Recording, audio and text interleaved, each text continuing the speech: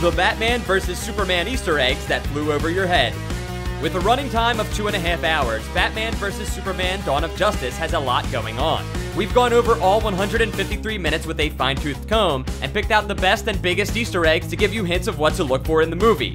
Here's a spoiler-filled guide to all the DC Comics goodies peppered throughout the film. One more time, for anyone who's not paying attention, major spoilers ahead.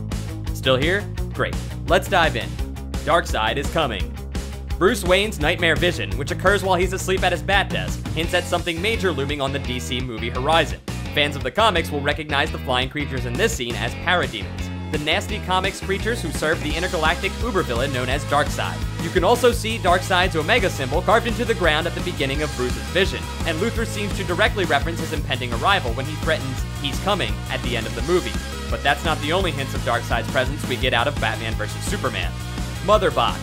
When Wonder Woman takes a tour through Lex Luthor's meta-human files, we get our best looks yet at the future members of the Justice League, including the Flash, Aquaman, and Cyborg. In particular, Cyborg's origin, told via lab footage that shows him being, booted up for the first time, has even more to offer fans than just the beginnings of a major superhero. That's because we get a look at what seems to be a Mother Box, a super powerful supercomputer ripped right from the pages of Jack Kirby's New Gods saga. Just like Batman's vision of the future, the Mother Box has major ties with Darkseid and the aliens of New Genesis and Apocalypse.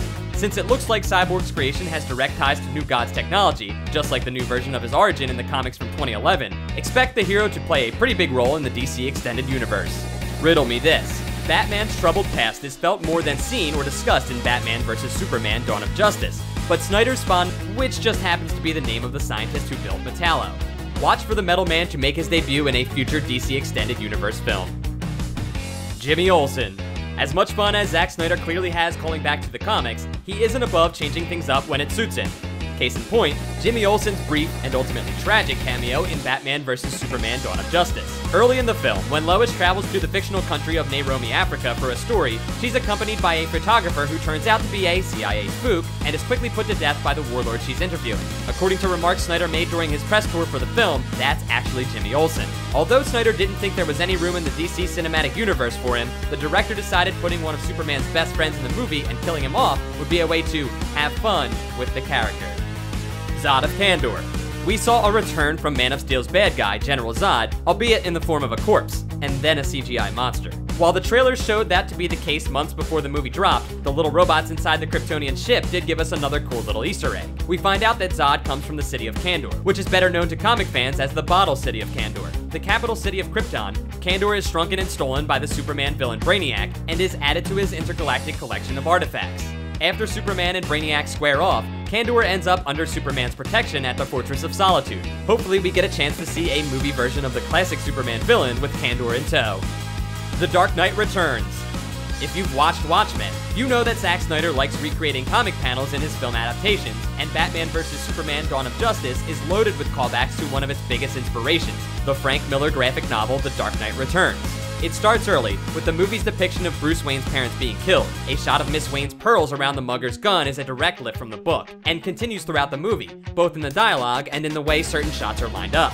More than anything, however, Batman's powered armor, which he wears during the title fight with Superman, is taken straight from Miller's iconic series. Action Comics. Love him or hate him, Snyder definitely enjoys paying homage to the comics. One brief example comes during an argument between Clark Kent and Perry White at the office of the Daily Planet, during which White tells Kent that he can't report on the types of stories he wants to cover because it's not 1938 anymore. As any DC fan can tell you, that's the year Superman made his first appearance in Action Comics #1. Must there be a Superman? The movie's Action Comics reference is far from the only nod to the Man of Steel's printed adventures. During one scene, the senator played by Holly Hunter asks, "Must there be a Superman?" It's an interesting question, and one that directly points to a 1972 issue of the Superman comic in which our hero is forced to face a tribunal for his, quote,